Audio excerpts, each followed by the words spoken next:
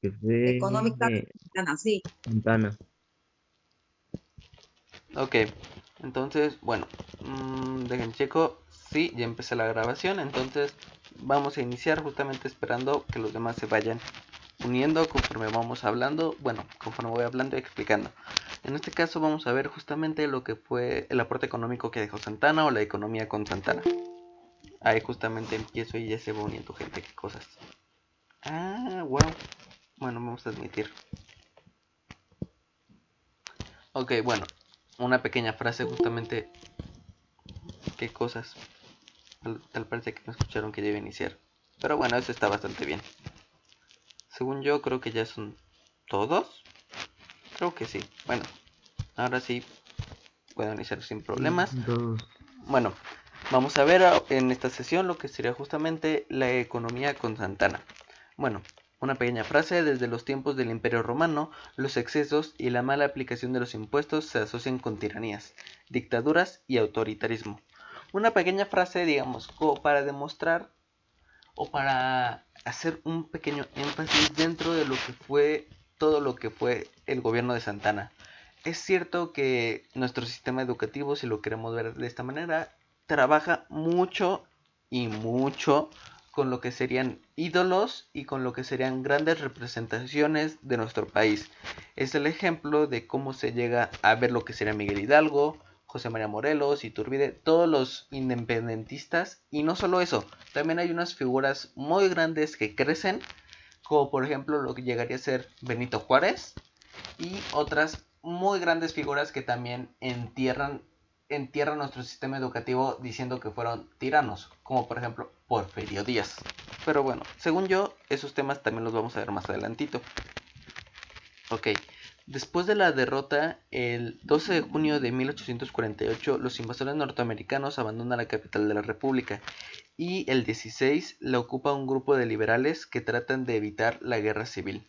De momento, poco o nada producen las aduanas ni los estancos. Los estados no envían llamémoslo contingente, que es lo que corresponde a la recaudación de impuestos y contribuciones. Si lo notan, bueno, justamente después de que los invasores norteamericanos ya se iban, llegó a haber un problema en el que el gobierno necesitaba justamente lo que sería dinero. ¿Para qué? Para subsanar todo lo que se gastó combatiendo, entre comillas, con los invasores norteamericanos por el territorio. El nuevo gobierno únicamente cuenta con los 3 primeros millones de la indemnización por los territorios perdidos, y tiene que ayudar a los mexicanos que no quieren vivir en lo que ya no es, llamémoslo, en lo que se convierte otra nación, que son los territorios asignados o los territorios que adquiere Estados Unidos. Además está el asunto de la separación y la reincorporación de Yucatán, apaches y comanches que incursionan constantemente desde Sonora hasta Tamaulipas, presionados por los Estados Unidos. ¿Esto qué quiere decir o qué significa? Justamente el hecho de que Estados Unidos quiere los territorios, pero no quiere precisamente toda la gente que vivía dentro de sus territorios. O sea, siempre han sido elitistas y siempre seguirán siendo elitistas en ese sentido. Es aquí cuando tienen que reorganizar y cohesionar el país aprovechando el dinero de la indemnización. ¿Qué dinero? Justamente estos 3 millones por la indemnización de los territorios perdidos. Entonces aquí reordenan la hacienda pública y políticamente, y esa es políticamente la clave para lograr la estabilidad. De esta manera se encargaría José Joaquín Herrera, quien sustituye al anterior presidente Antonio López de Santana, como presidente en este caso interino.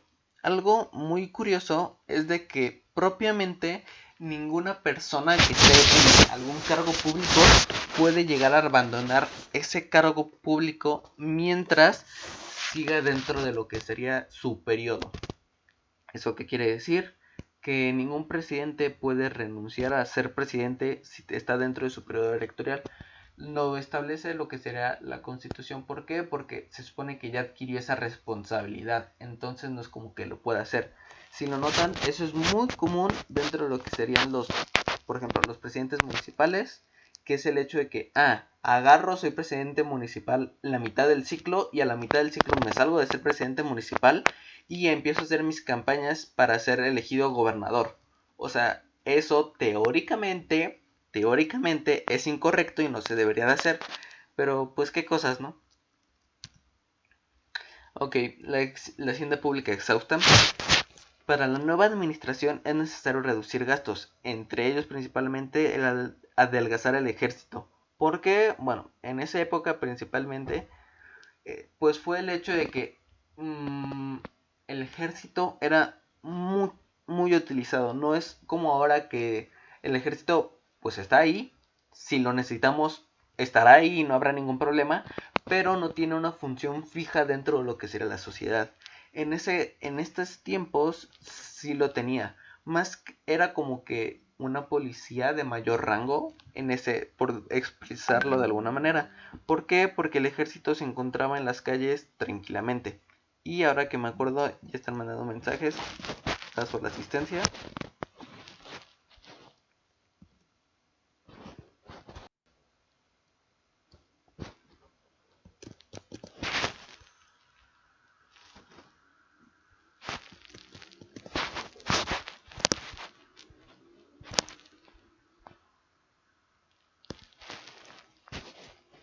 Listo.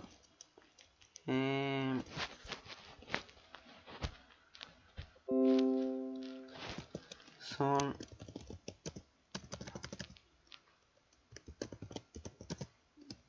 Prepa 4, estructuras socioeconómicas.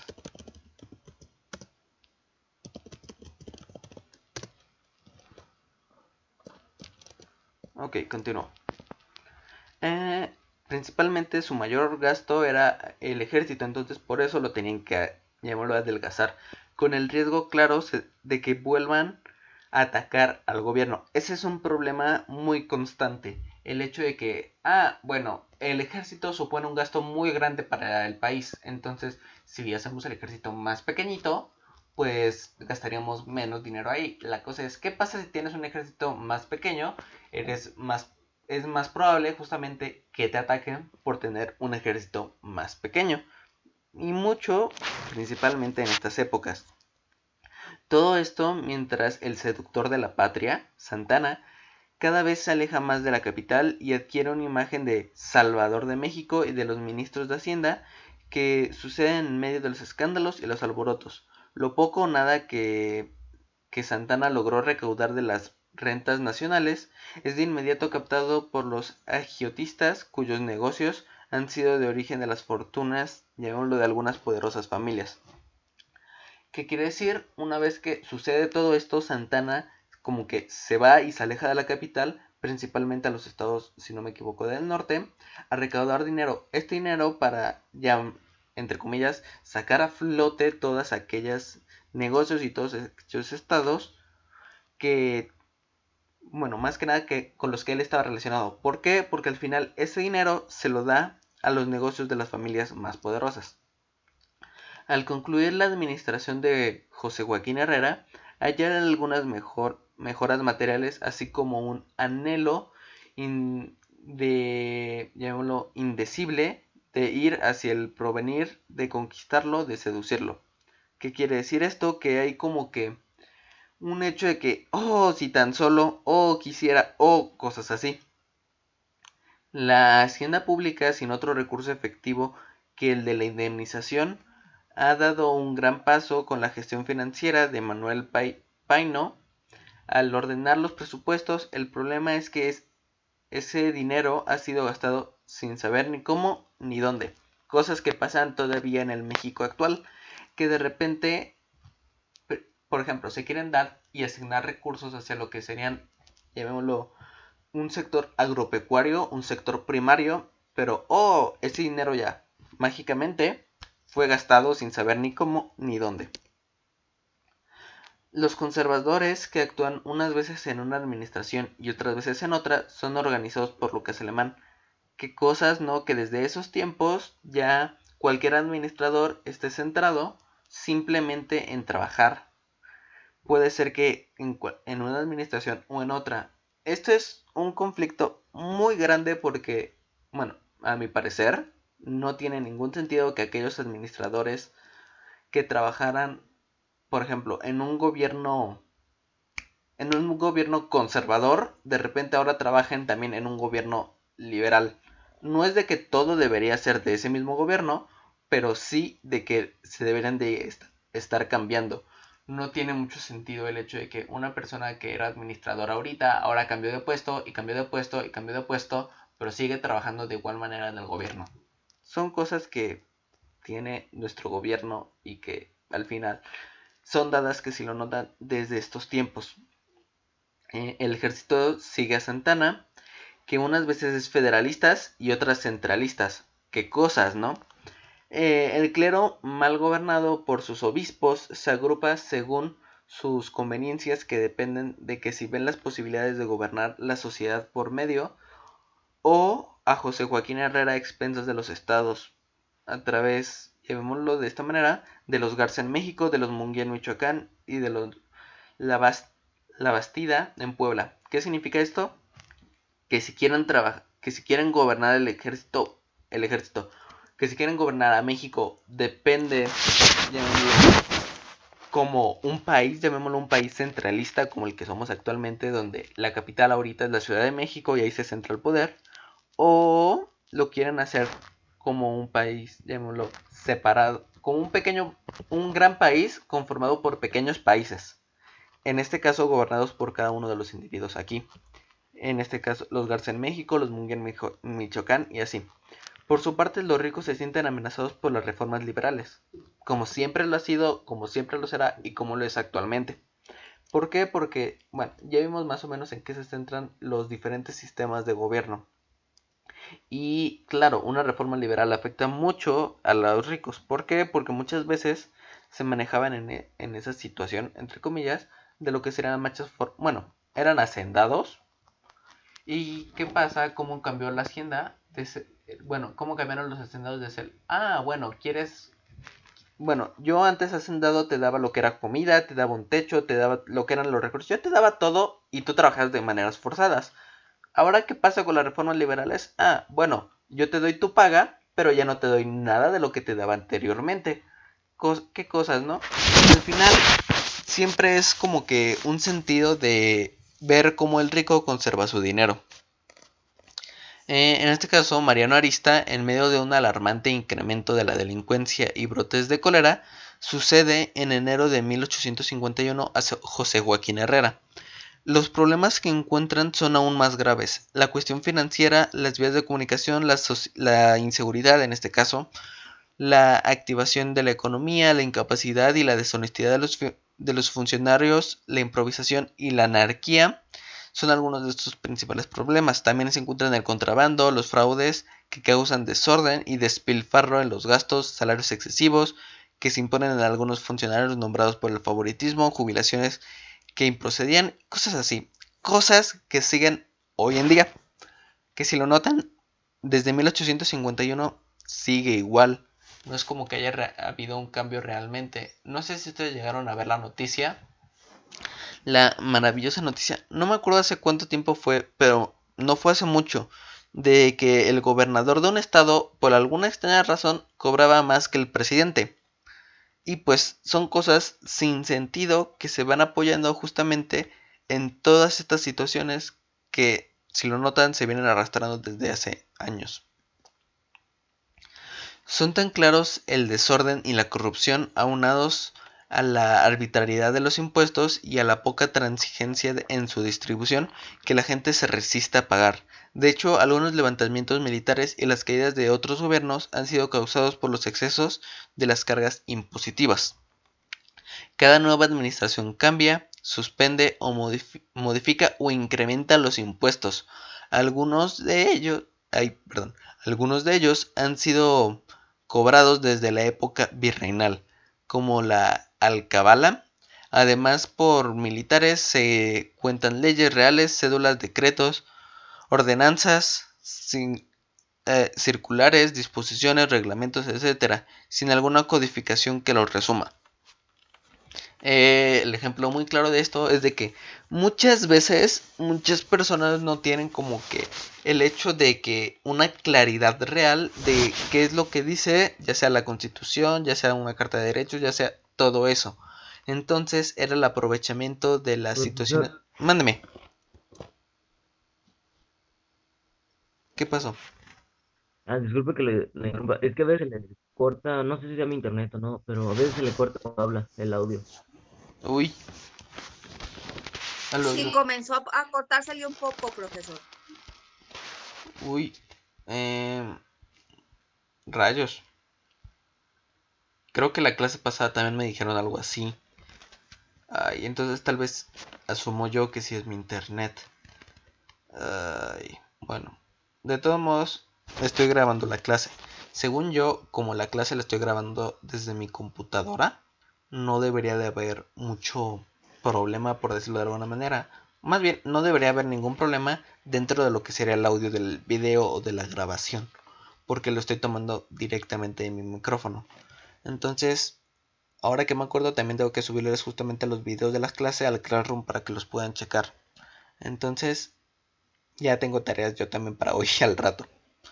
Bueno, espero que no se me esté Es muy cortando. poco, bueno, nada más. ¿Ah, sí? Bueno, entonces creo que no habría mucho problema. Bueno, eh, continúo. Queda nueva administración. Sí, cambia. Sí. Si era este, sí es este. Sí, Ok, profesor, adelante. ok.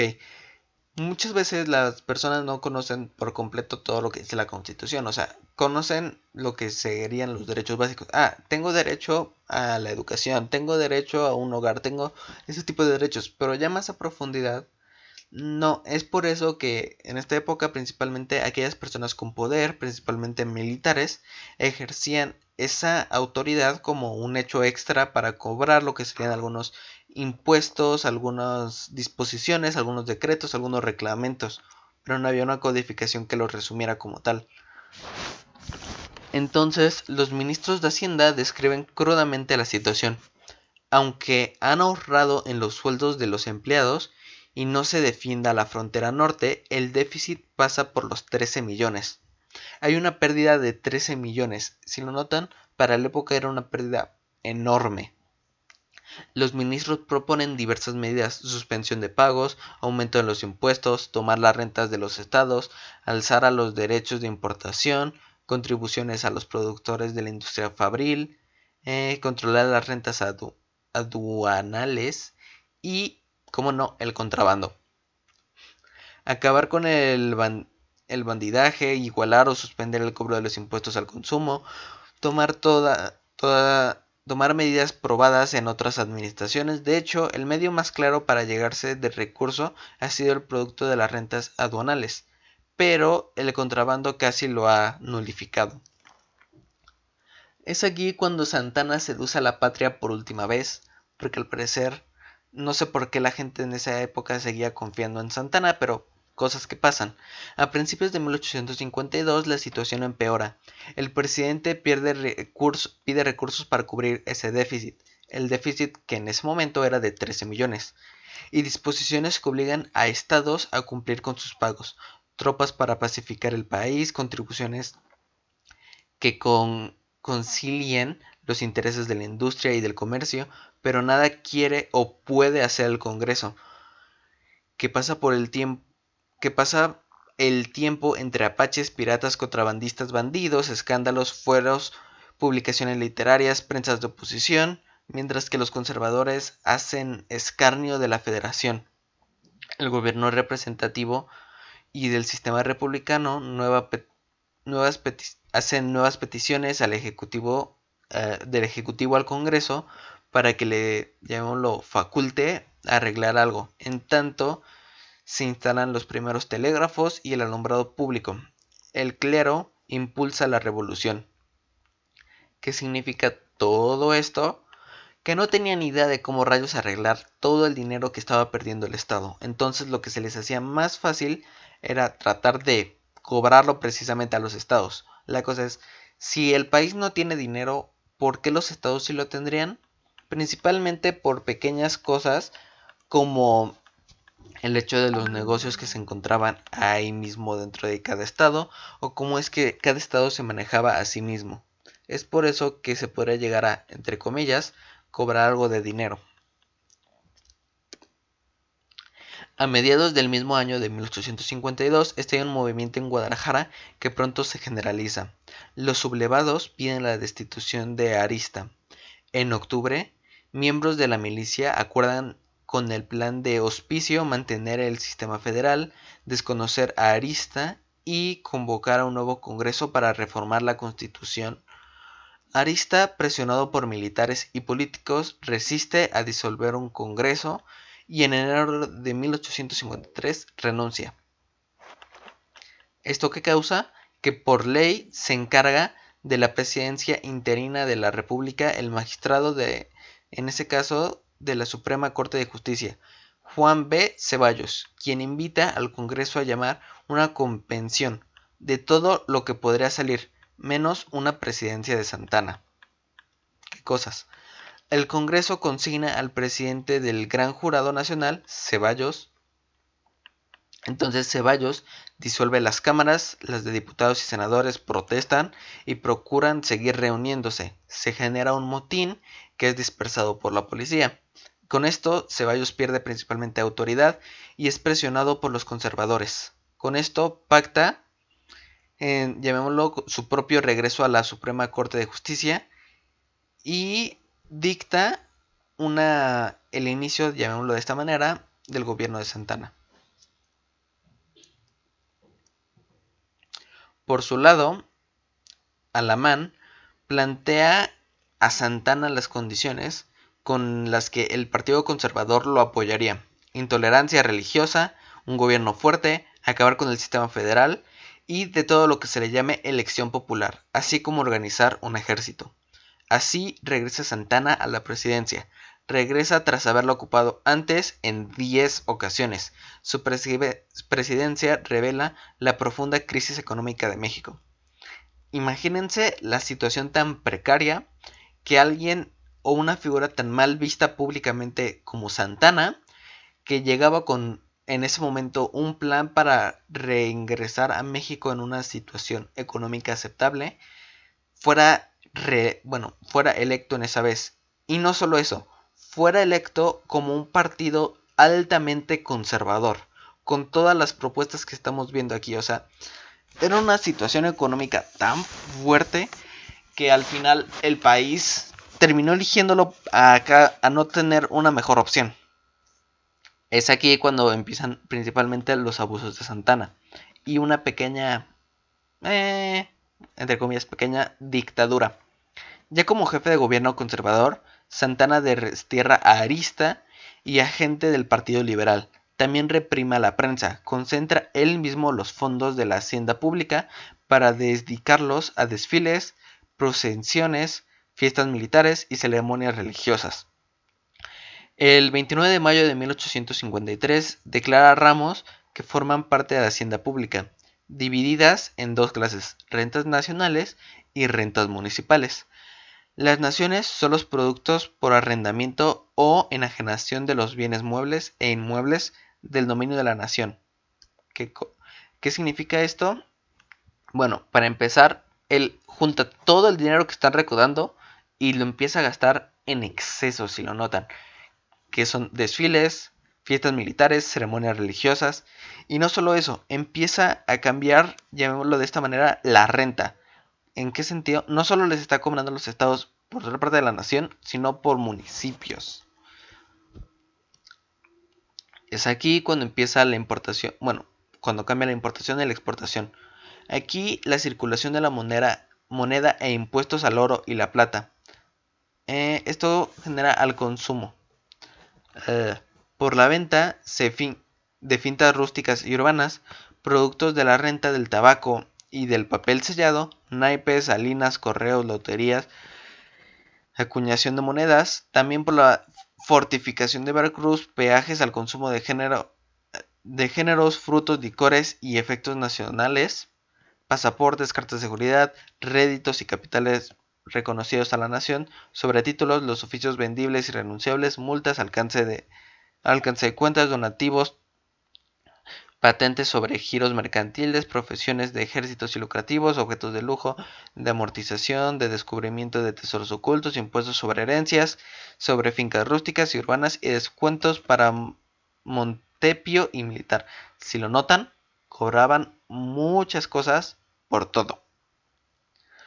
¿Esto qué genera? Bueno, para empezar, un disgusto entre la población, porque te cobran por todo.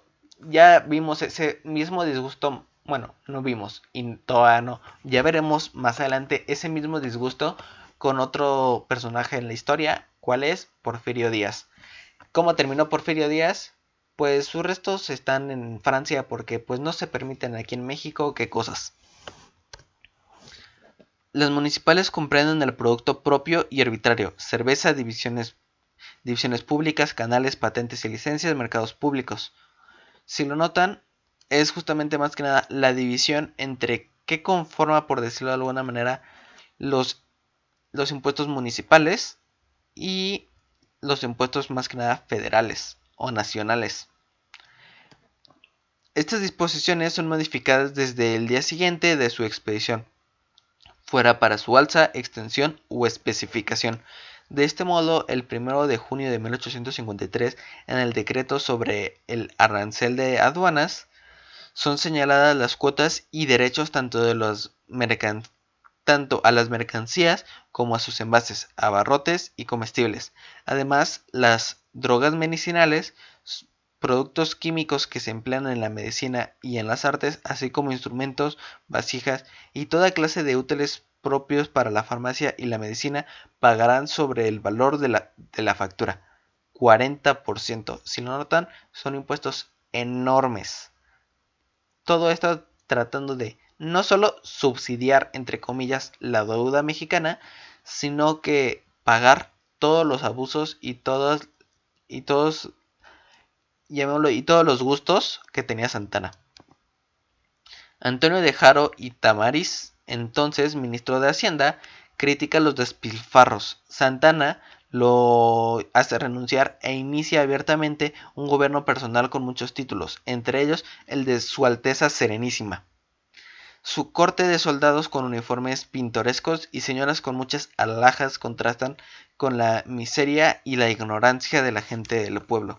Es aquí más que nada cuando se ve una gran, llamémoslo, diferencia entre el pueblo, y es cuando empieza, en todas palabras, la dictadura de Santana. Si lo notan, el ser, entre comillas, presidente de México, pero hacerse llamar Su Alteza Serenísima, como que no cuadra el hecho de ser una república. Entonces, aquí justamente es cuando empieza más que nada una dictadura. ¿Por qué? Porque a diferencia del imperio de Maximiliano, no es todo a placer y a gusto de Santana. Y si lo notan, la gran diferencia entre señoras con muchas y pintorescas alhajas a la miseria e ignorancia de la gente del pueblo. Para cubrir tanto gasto, Santana vende a Estados Unidos la mesilla por 7 millones, y aunque una parte de ellos llega al erario, de inmediato es consumida por la guerra y el agio. Además, con el mismo propósito, restablece las alcabalas y aplica otros impuestos a la propiedad y el trabajo. Entre las nuevas contribuciones se encuentran ahora 2 reales mensuales por cada canal, 1 peso por cada pulquería, hotel, café y fonda de una sola puerta y 3 cada una de más, medio real por cada puesto fijo o ambulante, 5 pesos por cada coche, carrilera, carruaje de 4 asientos, 2 pesos y medio por los de 2, 3 a 5 pesos por carruajes de alquiler, de 2 pesos para, llamémoslo, caballos, por cada caballo, frisón y de silla, 1 peso mensual por cada perro. Después sería por cada animal doméstico. Si lo notan, está comprado por todo. Las penas van desde la pérdida de los animales hasta multas. La multa por no hacer espontáneamente el pago es la triplicación de la cuota. ¿Qué cosas? No puedes pagar tu cuota misma y te la están triplicando porque no puedes pagarla. 200 pesos a los que murmuran o censuran al gobierno. Por supuesto quedan extensos del pago del jefe supremo de la nación, el arzobispo, los secretarios de despacho, representantes de las naciones extranjeras, todas aquellas personas que tuvieran un cargo público importante, por decirlo de esta manera. El 9 de enero de 1854, el Ministerio de Hacienda expide un decreto en el que especifica la contribución por las puertas y ventanas exteriores de los edificios urbanos y rústicos. El 23 de febrero, otra contribución directa por las luces exteriores de cada casa, vivienda o local. Poco después se prohíbe la introducción de impresos que ataquen o censuren las disposiciones del gobierno. Si lo notan, es una dictadura en toda regla. El gobierno cobra mucho dinero, el gobierno se distancia social y económicamente del pueblo, el pueblo empobrecido, el gobierno tiene excesos, el gobierno, llamémoslo de esta manera, limita a todos a una opinión pública. La gente con esto se rebela contra la injusticia y los excesos de las imposiciones. Ante el descontento general, Santana consulta a algunas personas sobre la manera de transformar su gobierno, pero no les hace caso de todas maneras. Y cuando a mediados de 1855 sabe que los levantamientos se extienden por el país, simplemente se va. Bueno, esto sería todo. Aquí una bonita bibliografía. Si lo notan, Santana... Sí, gracias, profesor. Ajá. Si lo notan, Santana es mucho una figura tóxica, si lo queremos ver para dentro de lo que sería el país. ¿Por qué? Porque él veía los cargos de gobierno como una manera de pagar o satisfacer no solo sus excesos, sino también lo de sus allegados. Es por eso que, bueno, Santana es muy mal visto y es actualmente visto como una persona indeseable dentro de nuestro sistema educativo. Que tiene razones, claro está, y no tiene algo para verlo de una manera diferente. ¿Por qué? Por el hecho de... ¿dónde estaba lo de la Alteza Serenísima? Estaba por aquí. Aquí está.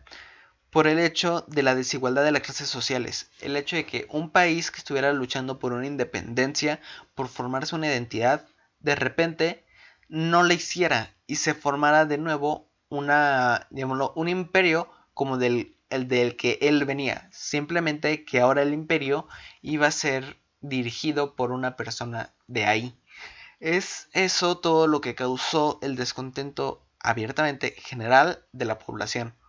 Y como Santana no tenía mejores cosas, como Santana ya no tenía una salida, que probablemente si no se hubiera ido lo hubieran terminado exiliando o matando, es por eso que él decide renunciar e irse, dejando así, para empezar, todavía la deuda creciente en México. Después, no solo eso, sino que los antecedentes de excesos gubernamentales, los antecedentes de corrupción, los antecedentes de el estar ebrio de poder, llamémoslo de esta manera. Y pues al final no solo pasó eso, sino que todo eso fue creciendo. No sé si hasta ahorita bueno, si entendieron todo bien o si llegan a tener alguna duda. No sé si entendió, profesor. ¿Sí? Aunado a lo de la tarea, ya está más explicado. Ajá. Gracias. Sí, justamente también por Sí, sí eso. está bien entendible. También justamente por eso fue el hecho de dejar esa tarea, como que para que ustedes lleguen a tener un contexto de lo que iba a estar hablando o tratando justamente en la sesión de hoy. ¿Por qué? Porque, llamémoslo de esta manera, si como que no llegaran y tuvieran la presentación de golpe, porque si lo notan, es un periodo muy extenso lo que está justamente Santana. Ahora que me acuerdo, creo que no les puse lo que sería la siguiente tarea dentro de la presentación, pero acá la tengo. Según yo sí puedo hacer esto. A ver, le doy aquí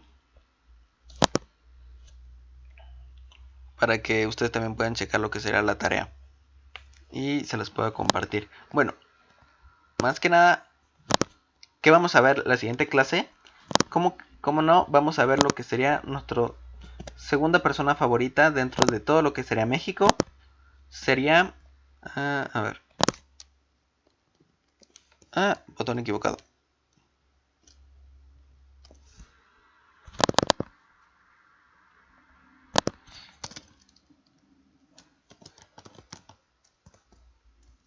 Y creo que dejé de compartirles pantalla, ¿verdad? O todavía parece que les comparto pantalla. Sí, sí, Sí, sí, dejé de sí. compartirles pantalla. Ok. Ahí está. Y les vuelvo a compartir la pantalla para que vean cuál sería la tarea.